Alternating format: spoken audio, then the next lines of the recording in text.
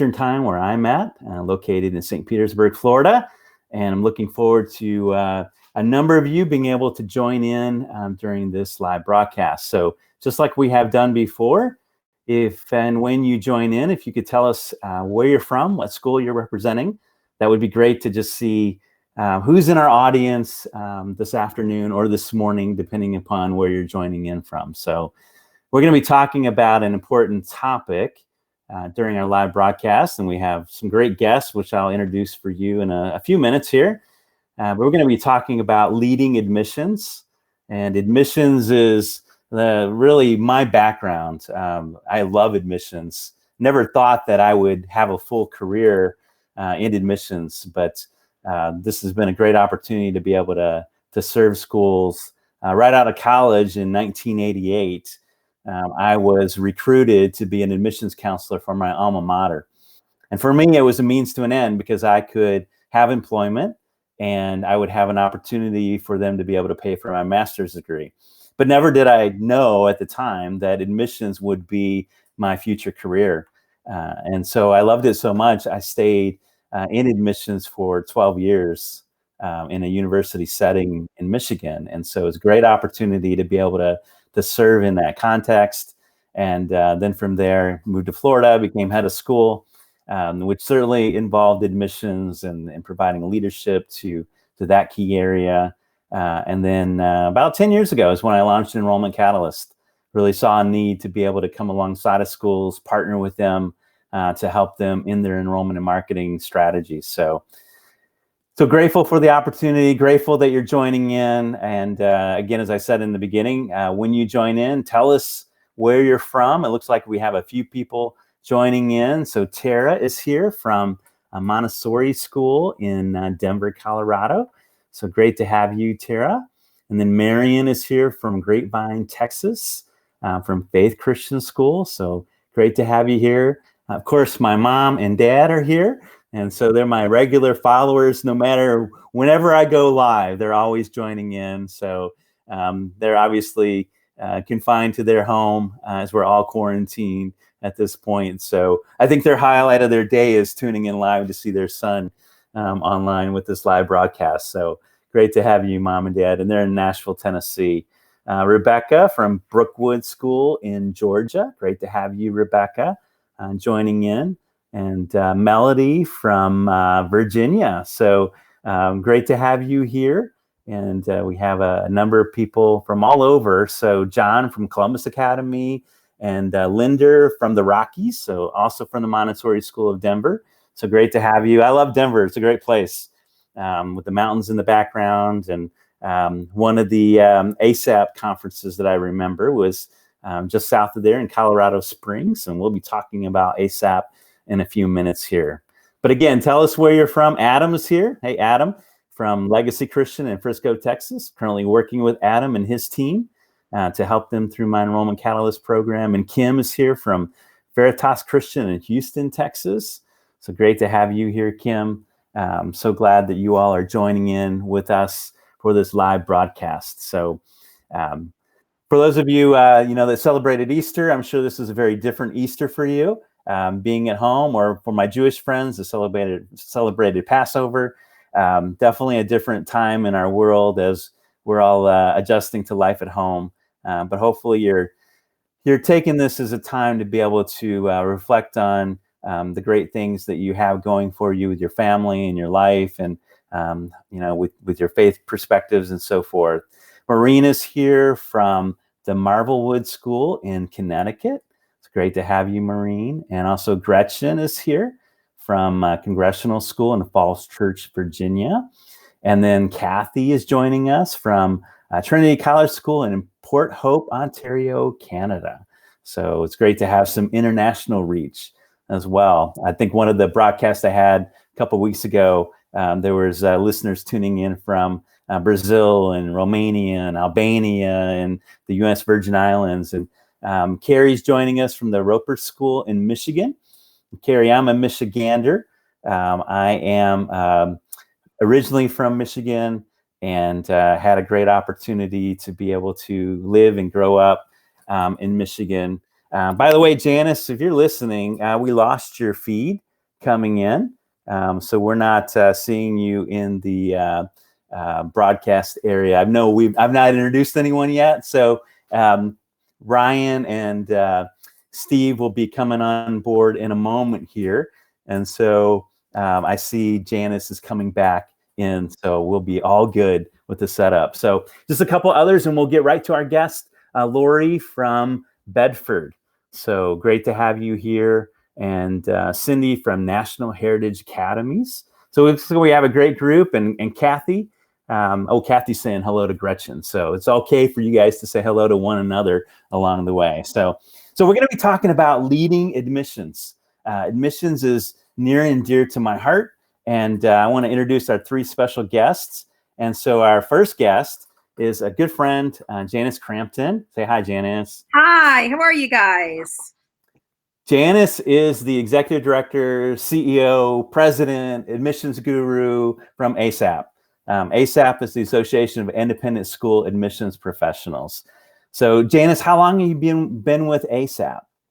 So, again, I was reflecting yesterday on the first time you and I met, and we were talking about the fact that it was, our first year, right, with the association, also with Enrollment Catalyst. So I started with AISAP in 2007, July 2007. And we, as an organization, had, 2 big years behind us. So as someone said to me one time, I jumped in the river a little further downstream than when this wonderful global association started. So, by way of math, I think it's 12 years I've been with AISAP. So that's great. Lots of great growth and lots of lessons learned.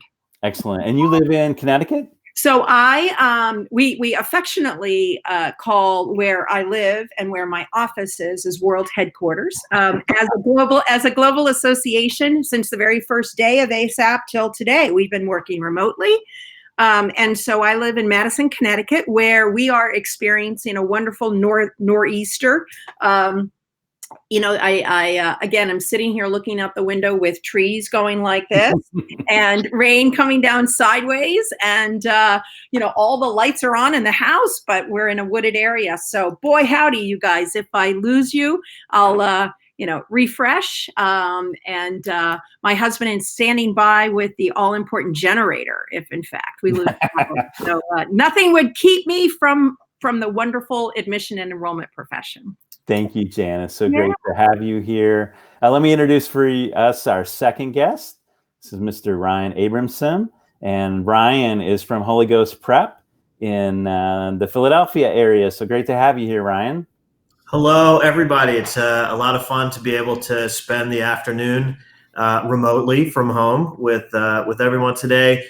Super excited to be with Janice, one of my favorite people in the world, and the expertise of Rick that has been a huge benefit to Holy Ghost Prep over the years. Yeah. And certainly happy to share thoughts and reflections and talk about our current world in independent school admissions. Excellent. And Ryan, you and I had an opportunity to work together a couple years ago, and tell us just a little snippet of Holy Ghost Prep. What type of school are you? So we're an all-boys independent Catholic high school, grades 9 to 12. Most of our students come from the Philadelphia metropolitan area, so the northeast and northeast suburbs, a little bit of South Jersey. We have just under 500 students and a really interesting mix of families from a really wide number of neighborhoods. We have kids from about 70 different feeder schools, public middle schools, Catholic grade schools, independent schools. So it's been interesting in this remote world, also navigating that as well. We don't have kids that are from all one place. And so we've been spending a lot of time making sure that we're able to connect remotely in terms of both academics and our community and sharing each other's stories, no matter what neighborhood you're coming from. Excellent. Very good. Thanks, Ryan. And then we have one more guest I want to bring into our conversation, and that's Steve Salvo from Trinity Episcopal School in New Orleans, Louisiana. Great to have you, Steve. Thanks, Rick. Hi, Rick. Hi, everyone. And Steve, you're the assistant head of school with a bunch of other things in your title that I couldn't actually fit on the screen here, because you're overseeing enrollment management and like student services and all kinds of. How long have you been at Trinity? responsibilities have I guess varied over the years, but right now I'm in charge of enrollment management and also monitoring the student experience. Okay.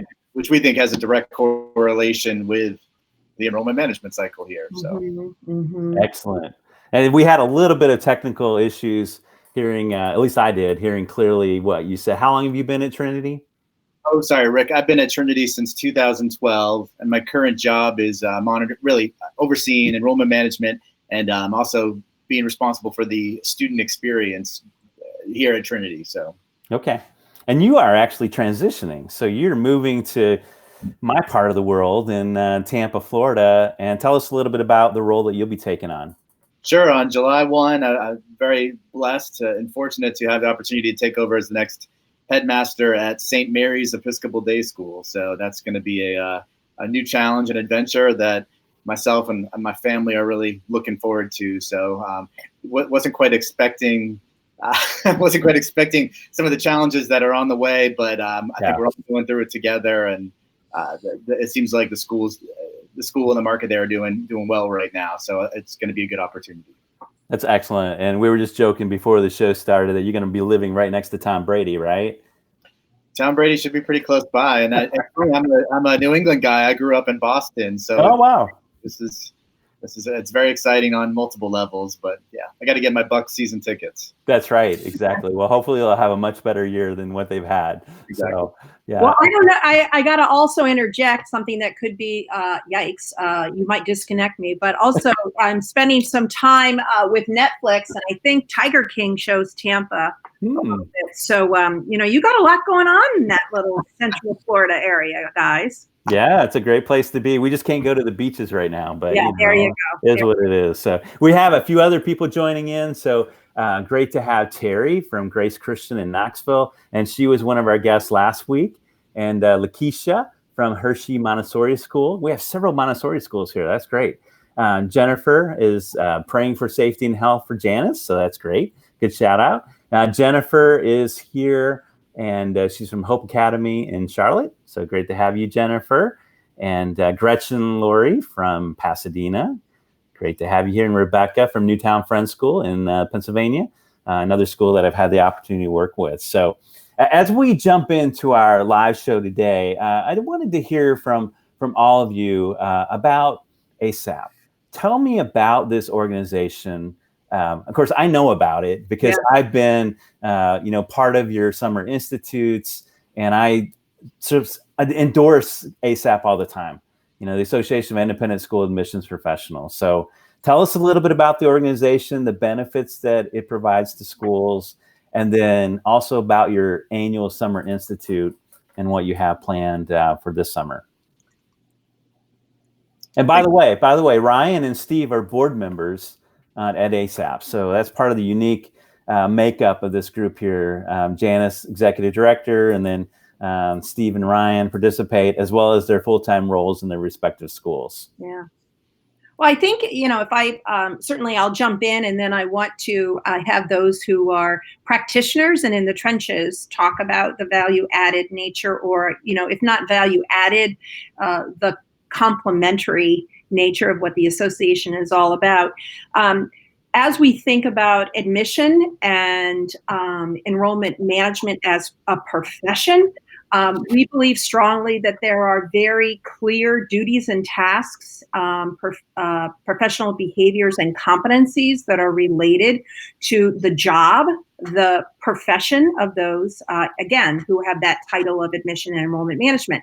And so whereas many associations talk about the topic of admission and enrollment management in its entirety, sort of the noun-verb relationship of admission and enrollment management, we spend our time laser focused about educating, elevating, and empowering, and certainly engaging those in the profession to ensure that when they are doing their job and running their offices and serving as leaders, not only in the profession, but specifically in the role and responsibility of their job, that they are leadered up, right? That they are ready to provide not only, the data and the strategic acumen towards the duty and task, but also that they have the art and the science of the profession in their best self.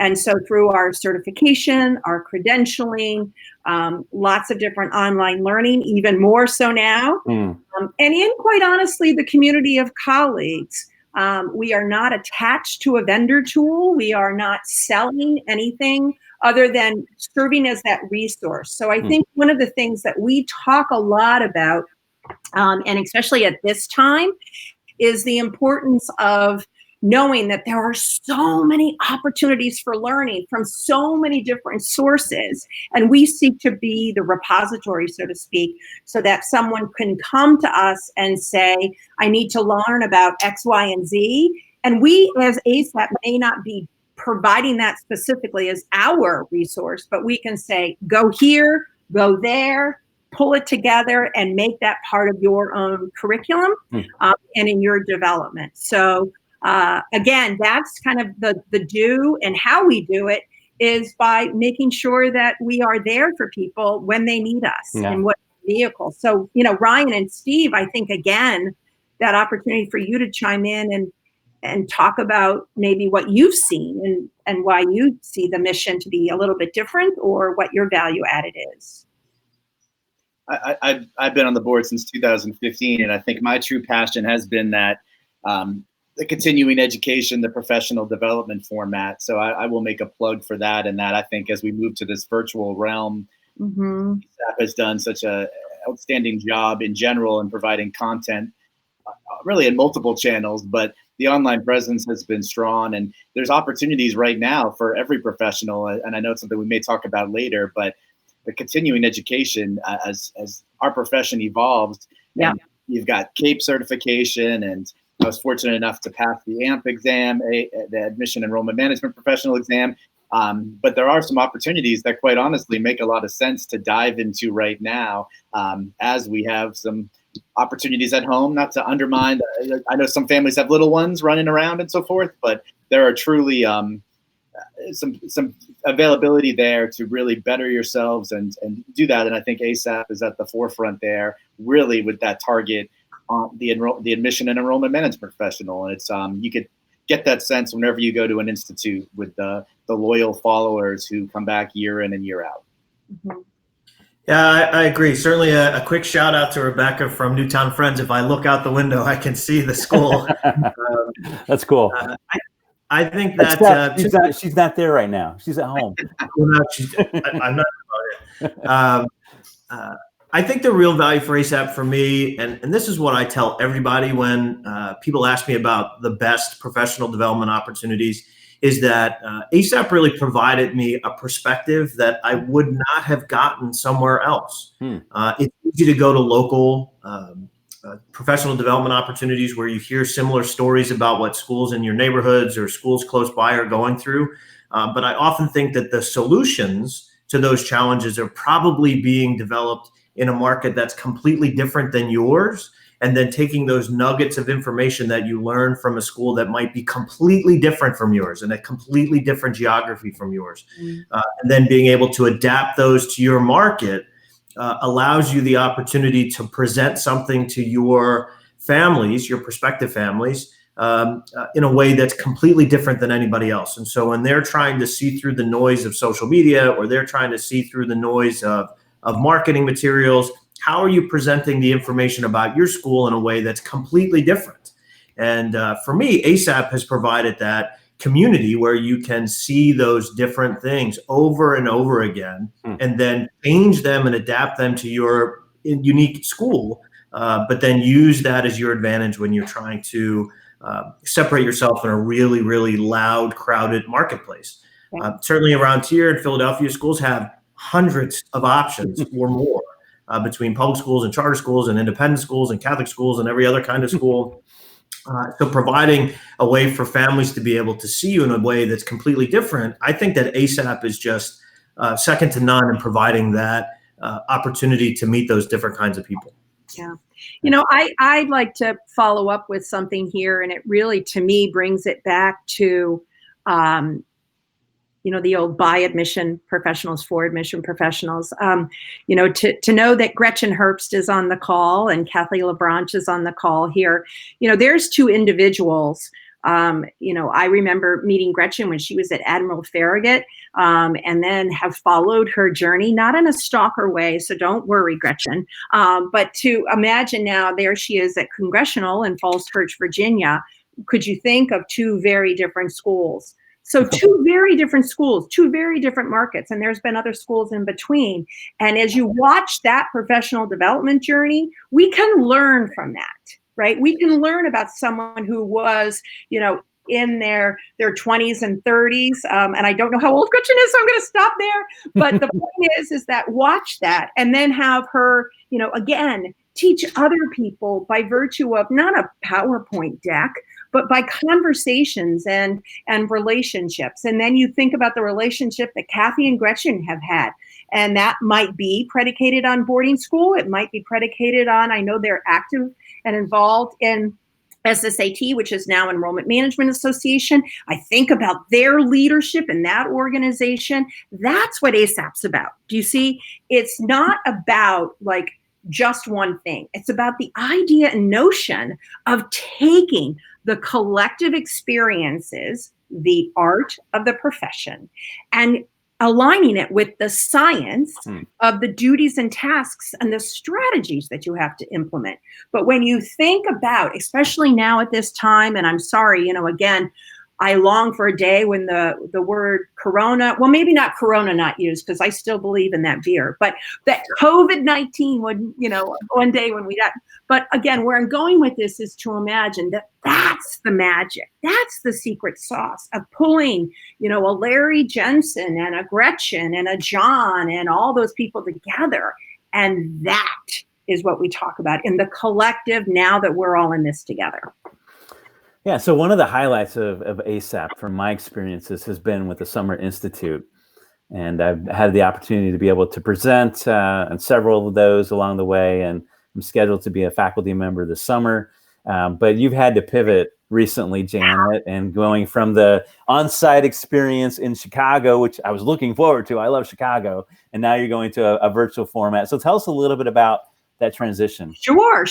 So one of the things that AISAP's done for many years now is put a lot of energy into the context of online learning. And so with our certification and credential and micro-credential, our infrastructure has supported online learning. And it's not Zoom. So let me just really be clear. It is not Zoom. It is truly Adobe Connect, online learning, continuing education credits. So we've spent a lot of time looking at this Chicago event as being a time where we might integrate live streaming and virtual opportunities for learning. And then all of this happened. So when we needed to pivot and we needed for the health and safety, and also the uncertainty of just professional development dollars, making it accessible for everyone around the world.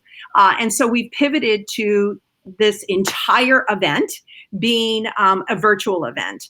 And so it will take place July 20th through the 22nd. We will still be able to offer up to 60 sessions. You still will have the opportunity to be active and involved with our presenters, being obviously through virtual platforms, but then our keynote speakers will be live streamed, mind you, from their homes and all offices rather than a large ballroom. We still will have our cohort groups. So for as much as those cohort groups last throughout the year anyway for an AISAP Institute participant, we will have those things happening, again, at the Institute itself. And we'll also be excited about having our community events, our affinity groups. So we'll have our women in leadership affinity groups and our admission professionals of color and gay, lesbian, and transgender and queer and Christian groups and our, Jewish day school. So, believe it or not, the table has been set for people to dine. It's just now a little bit different in how we're serving the meal up. And, again, we've lowered the price point because we recognize that, again, we want this to be accessible. And so, again, in the spirit of this platform and leadership, we're going to have also a whole strand that's just for, sort of the COVID-19 and now what, but we're excited about it. We're excited. That's great. And I'm looking forward to go ahead, Ryan. To mention as well is one of the important parts about it being a virtual event. I think that we all work in schools now that have completely transitioned to an online learning style. And so I think that one of the things that we're learning right now is that we can, in fact, deliver good content online. Mm-hmm. And I think the other part of that is as we grow over the last 4 weeks and into the later spring into the summer, certainly AISAP will have all of those technical things settled so that it really will be an awesome event. I'm super looking forward to it. And I just don't think you can undersell or overstate how important it is to have those connections with people outside of where you're at. And I think that the energy that it provides, whether it's in a virtual setting or whether it's in a live setting, that is where we're going to need to be when things go to the new normal, prepared but excited, and also in a situation where we feel like we can overcome any kind of challenge that we face. And I think that that's the real value of making sure that we participate in the online institute over the summer. Mm-hmm. And if you're interested in finding out more about AISAP and the Summer Institute, you can go to their website. It's AISAP.org. A lot of great information available online. And besides the resources, again, you'll be able to look at the detailed schedule for the Summer Institute. Great opportunity for your own professional development. Mm-hmm. So as we talk about leading admissions, I know all of you, you're either currently in admissions or you've come from the admissions world to serve in the role that you're in. But what do you all see as some of the key ingredients of an effective admissions director? And you could speak from your own experience or what you see in others. Tell us a little bit more about this effective admissions director. I would say you have to be willing to try and fail and just keep trying and failing, because more often than not, you're going to have success. So to me, I think the most important thing is that you're willing to try different things, and you're willing to say success might not be able to be measured until the try is over. We did an event this year for a sports open house. Came up with the idea over Thanksgiving, executed on it in 2 weeks. I had no idea what success was going to look like, but I knew the content that I had to deliver. And the most important thing was saying, let's give it a shot. If we just keep talking about it, we're never going to do it. So let's just do it. And then let's use the opportunity of having done it to make it better when we do it again. So I think that one of the most important things as an admissions person, something I've learned over the last 21 years, is that you have to be willing to try, and you have to be willing to say that you're going to keep changing what success means based on a whole different set of expectations. I'm very, very lucky to be in a situation where I have carte blanche. I can try all sorts of things, and oftentimes they work and sometimes they don't. But I think that that's also an important key ingredient to a successful admissions person, is having a head of school that is willing to let you try and is willing to let you be in a situation where you can keep doing different things. Yeah, that's great. I guess I wanted to strategic vision buoyed by I think the EQ awareness to be able to build relationships across various constituencies, and I think this, when I say strategic, it's a mission mindset, going back to your mission, but also understanding value proposition. I see too many schools that are relying on the differentiators that, quite honestly, every school is saying. We have a safe community, great relationships, and so forth, but really understanding what your true difference makers are. And I think building from the inside out. So, and that's one of the, we hear the shift from admissions to enrollment management, re-enrollment and re-recruitment is such an important facet of this, and being able to understand why parents choose your school, but also what keeps students satisfied. How are you measuring student satisfaction and enthusiasm at your school? And because that is really your most poignant marketing message to the outside community. So I think I've had the good fortune in my role of being able to dive into what school life is like for our current students, and being able to, quite honestly, have some say in how that happens. Everything from the schedule to the perks and opportunities that go with being at a pre-K through 8 school like we have. So I agree with Ryan in that having that head of school buy-in to the importance of the enrollment management function is critical, to have that support and to really maximize the returns, what you're putting in. Mm-hmm. I think that the key ingredients of an effective admissions director is to understand and have clarity, not only as an individual in the profession, but also in and amongst that one key relationship, the head of school relationship, as to roles and responsibilities, and in fact, what success looks like for both. I think that certainly from the seat I sit in, as such an advocate for the profession and talking about the importance of clarity around the profession, also known as the cheerleader for the profession, is that, if you can allow me a quick digression, in 1983, I graduated from college and I started in college admission, and then I became the director of admission and financial aid at a pre-K through 12th grade school in New Jersey. I was 20-something years old. I had gone to a 1-week conference when NAIS oversaw and did professional development for admission. I had gone to an ISM meeting. I had my notebook, and I thought I was just all that.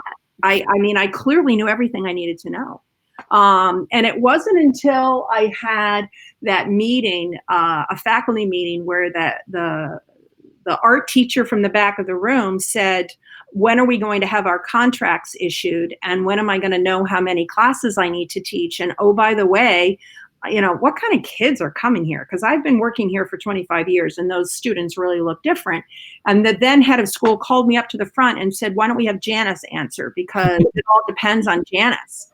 That I went, okay, this is not what is in the manual that I got. And so the key ingredient to me is once again, manage expectations. That we have a responsibility and an obligation in the role that we play to deliver on a budget number that isn't, 247 students. It's $3.2 million, right? And we forget, we always talk about what's our enrollment number? Well, no, we need to, those students, that number equates to a dollar value. So there needs to be understanding about that. And remember, it's understanding about it, but it's the art and the science of how to do that. We also need to be responsible for, and part of the equation related to, if your mission statements has clearly in it that you're a Montessori school, or you're a Jewish day school, or you're a boarding school, or you're a school for gifted children, or you're a school that fosters a feeling of family, how do you do that? Where do you do that? And how does it look like? And what's the strategy behind it? And so what an effective admissions director or an effective admission professional needs to know and understand is your title is just that. It's your title. Are you a chief experience officer? Are you admission with an S and without an S? Are you an enrollment manager? If you're in Canada or Europe, you're enrollment with one L. Love of Pete. Again, I was an admission director for almost 30 years before I started with AISAP, and I was practicing enrollment management. Admission in that era was recruitment and retention. And now all of a sudden people are saying we have to think about retention. I was thinking about retention. So what's your point, Janice? When an effective admission director, when an effective professional needs to understand and put into place is what, in fact, are the operational strategies that you are going to oversee and manage? And what are the strategic conversations that you either need to push forward, you need to be part of, or you need to lead? And therein lies, I think, the tricky, dicey, and I believe the reason why this is such a critically important profession in and amongst the state, not just the sustainability of a school, but the future of our schools. And what you need to have again, is a commitment to mission. It's a commitment and clarity about roles and responsibilities, and also where your responsibility stops and where your authority stops and begins. Yeah, and you brought up an important term, and that's the whole concept of enrollment management. And so I would love to just hear you all talk a little bit about what is enrollment management? Why is that important? How do you lead the enrollment management effort at your schools? Maybe Ryan or Steve, you guys could tackle that one. I'll steal a phrase. The vice president for enrollment management at Duquesne University, Paul James Khanna, used a phrase that I always thought was the most brilliant way of thinking about enrollment management. And it was, you have to be a diplomatic trespasser.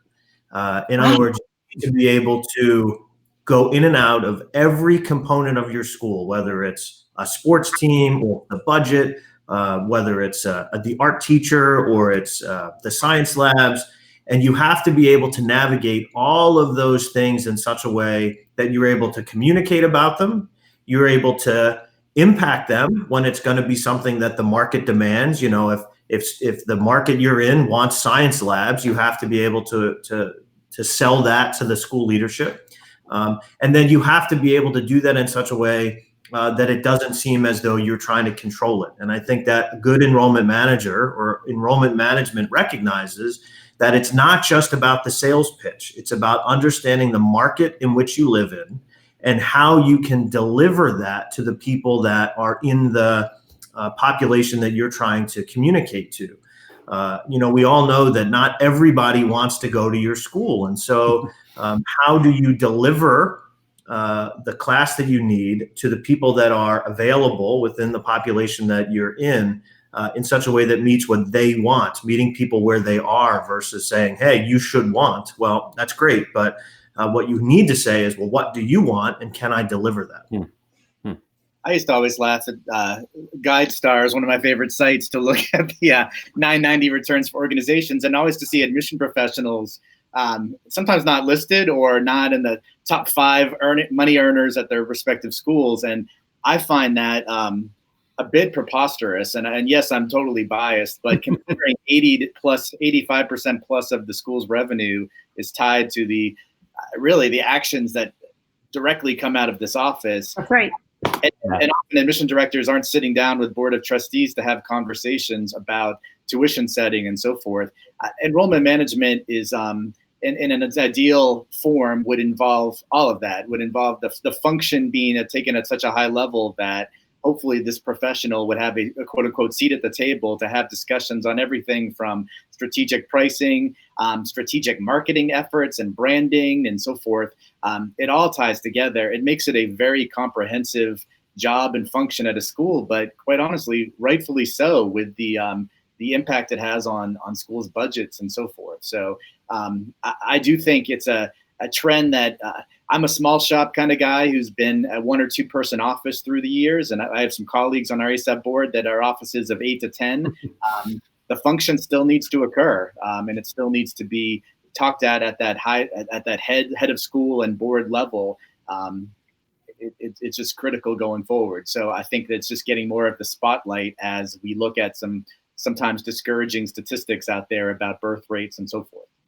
And it goes back to training, because again, enrollment management as a noun, okay? Or again, if you see it as an active thing, a verb. Someone on this call, probably as a grammarian, is going to say, you got your noun, verbs, and adjectives all messed up, but work with me here.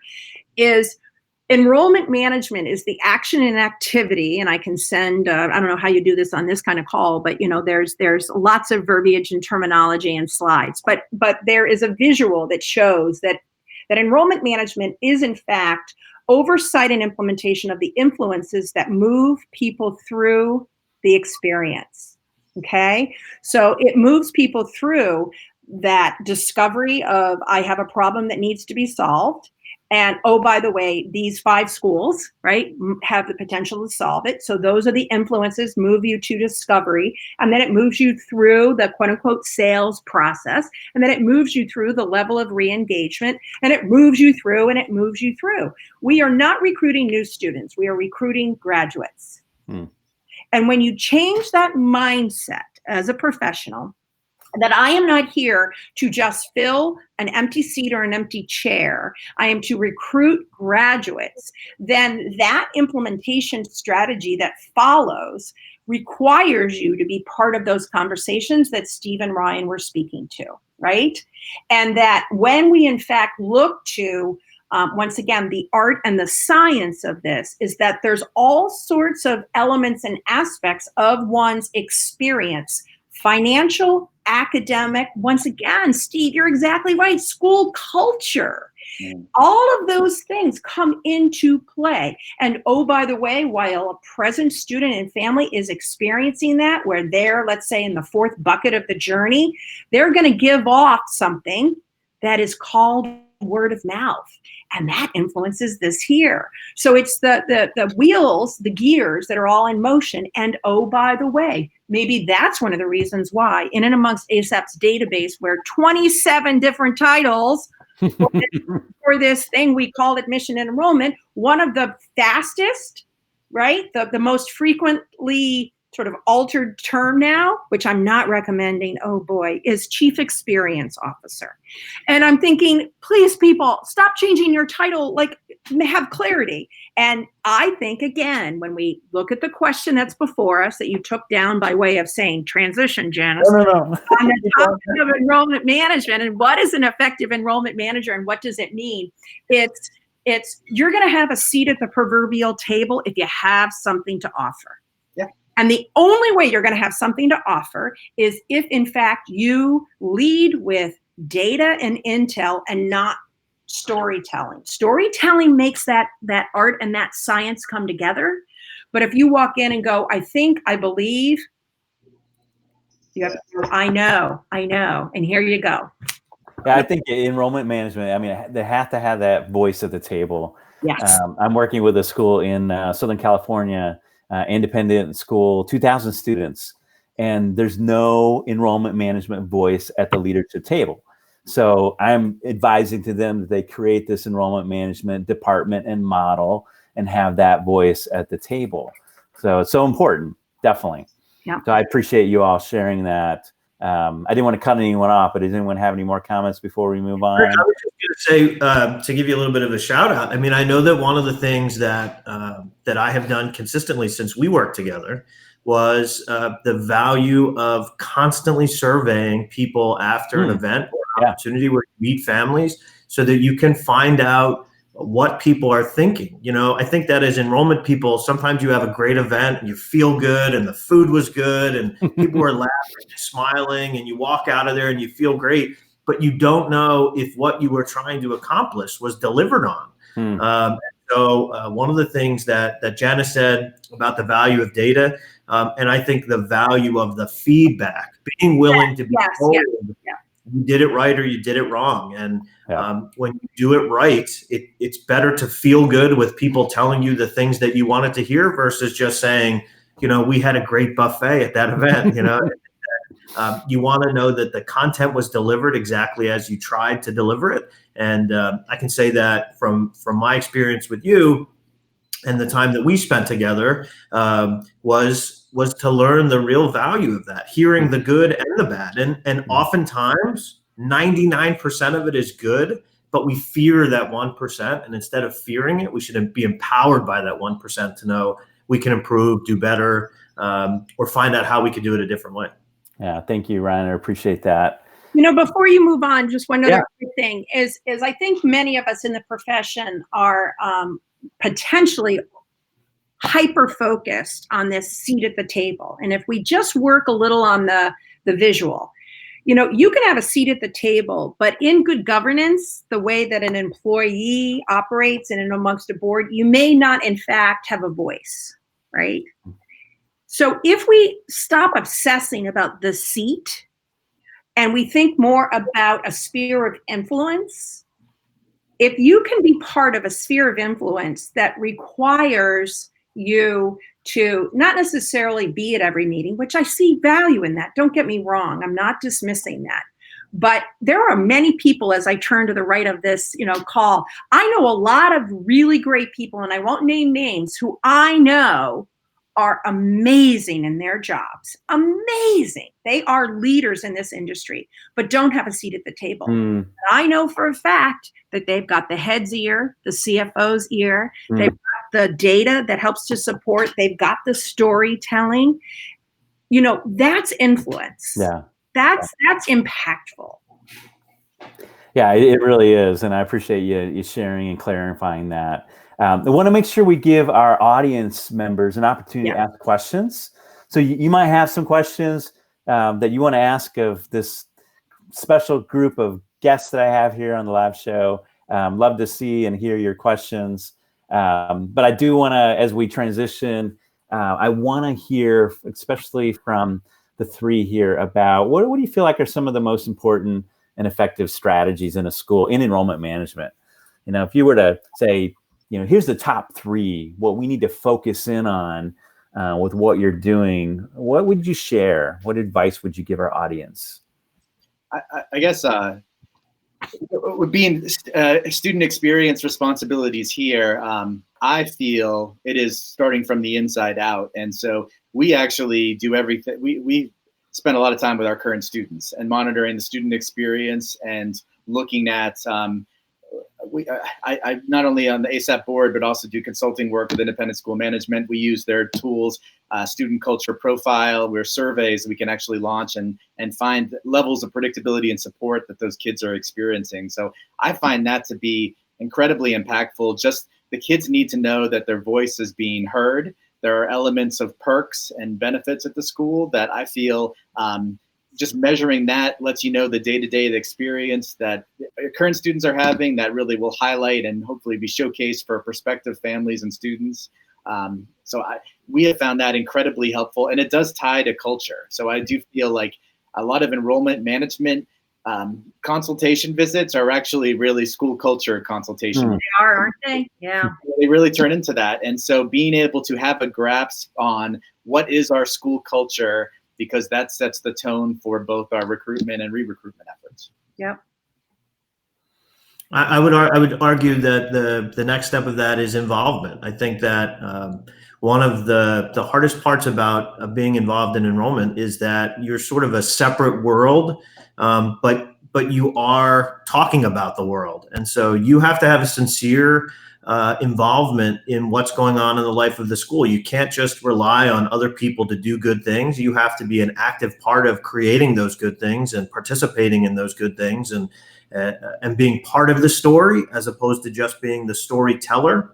I know that in my experience, I think that the most important thing that I can do is make sure that I'm constantly supporting all of the people that I rely on in order to be a good admissions person. And I think that being involved, going to things in the school, being part of the school life, being part of the school culture, you can't take the perspective of somebody that shows up at 8 o'clock in the morning and leaves at 2:30 and that your day is going to happen in that time. It's not. In fact, most of it's going to happen outside of that time. I think that just being an active participant in the culture of the school is one of those strategies that is shocking, because I think that some people that get into the profession are like, what do you mean I have to be there at 8 o'clock at night? But at the same time, that's how you're going to be successful, is that you know the people, you sincerely connect with the people that are telling your story, and that word of mouth component is going to come from your supporting that outside of the accepting applications and sending emails.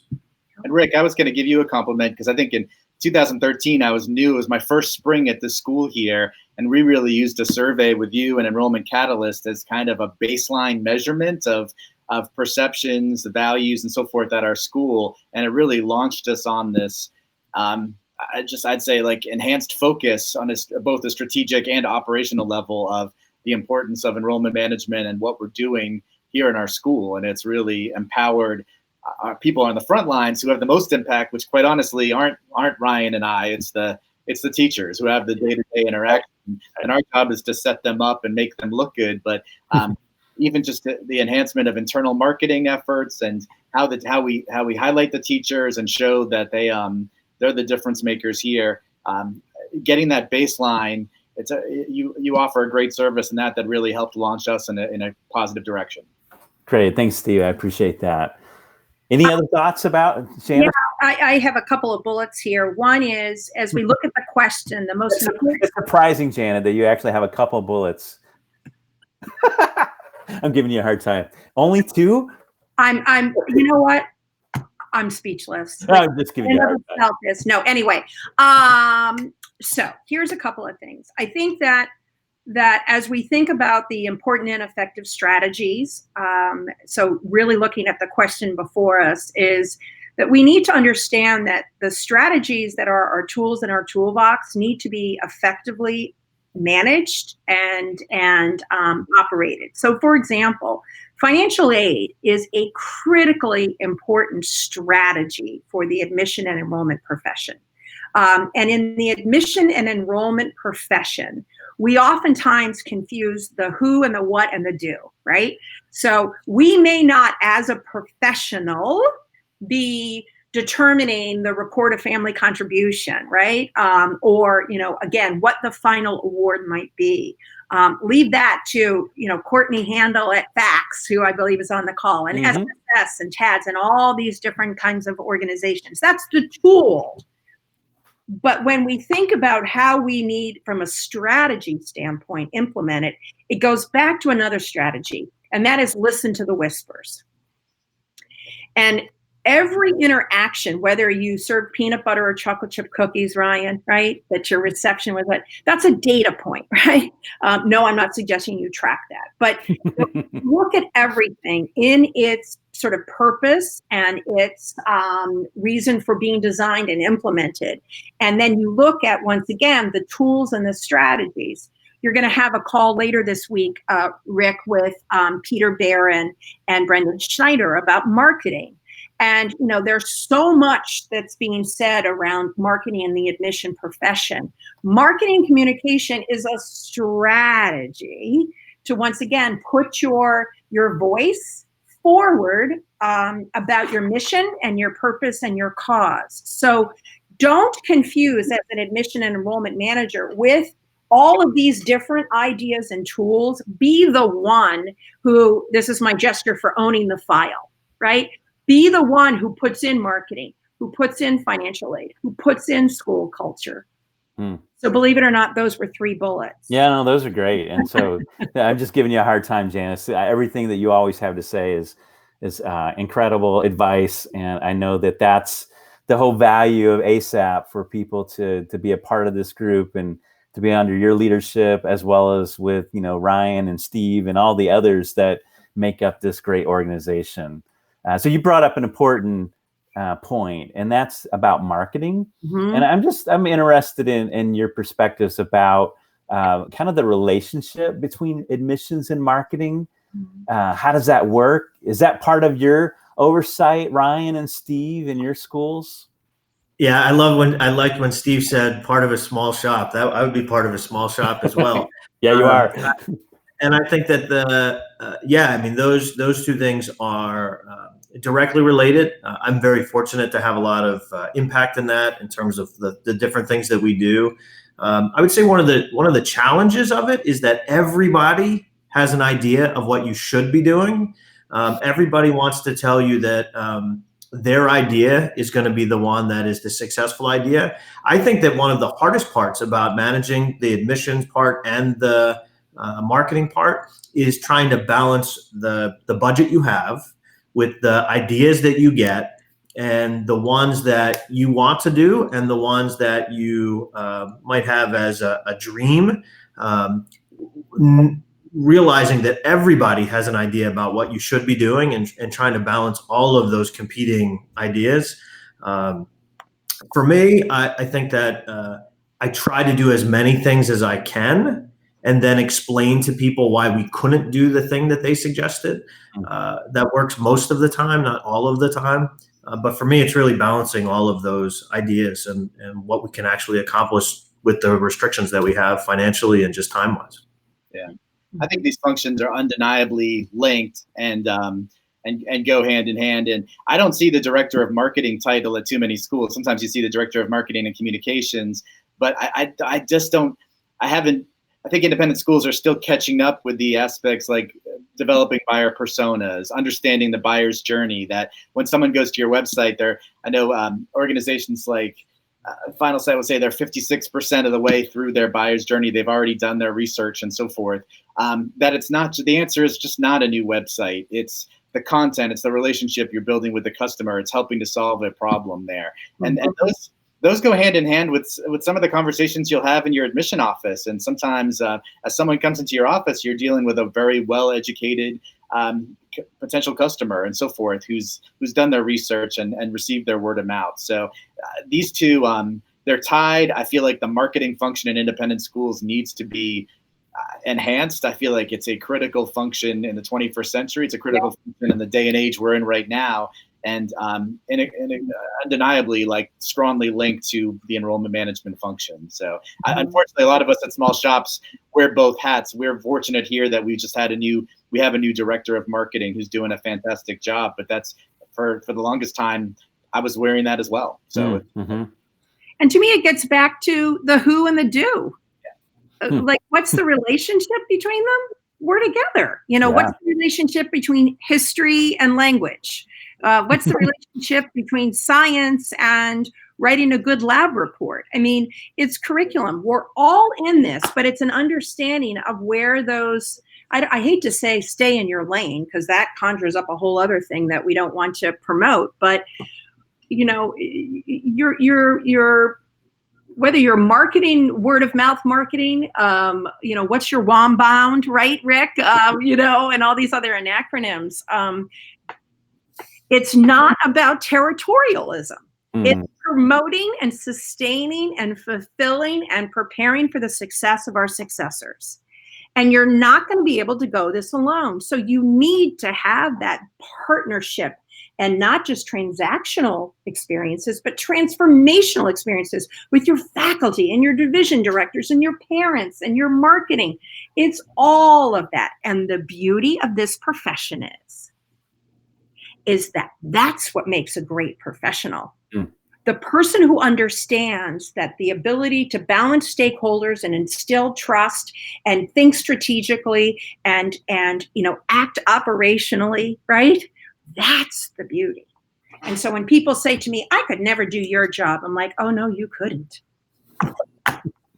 And that I think is a great overview of the beauty of AISAP, because AISAP is the professional organization that prepares leaders to do all these things that we've been talking about. Yep. And so tell us again about the Summer Institute, in case some of our viewers missed out on that in the beginning. Yeah, absolutely. By virtue of it is what it is and what we're living in, we unfortunately will not be face-to-face physically, but we will be face-to-face through a wonderful learning development platform that we have been using. And as a global association, from July 20th to the 22nd, we are joining with over 60 sessions. We have a wonderful DEI keynote speaker that will be facilitating conversations. We have wonderful sessions that go from operational for those new to the profession all the way up through those who are masters. We will have cohort leaders. Again, there's lots of wonderful opportunities for those who, come from a wide variety of different schools. And that's, I think, again, the excitement of that community of colleagues that we talk about. Yeah, I'm looking forward to it. And even though we will be separated physically, we'll still be connected virtually, and it'll be a great professional development opportunity. Got it. To be a part of that. Any final words of advice that any of you want to share based upon our conversation today for admissions directors or admissions professionals? Don't forget to have fun. It's actually a great job. Don't forget to have fun. Yeah. Yeah. I would love to say that for as much as we would advocate you having conversations with your heads of school about what they need at this particular time, what they need from you, is you need to have the conversation about, with them about what you need from them. Yeah. I think it's a great time to go to AISAP's website and get certified with the CAPE credential. If you haven't done that, as almost a driver's license like dynamic to it, but it still has quite a bit of relevance. I have to say, I've learned some great operational tactics from that course. And then there's also the AMP certification, the AMP credential that's now live there too. And I think now is as good a time as any. We always get the excuse there's too much going on. And I think there is a lot going on, but there's also an element of that, embrace the virtual dynamic right now and do this. It's a good time to do that, because I think as you come back, hopefully in the next couple months, we'll be gearing up for another admission cycle. So now is the time to hone in on your professional development yourself.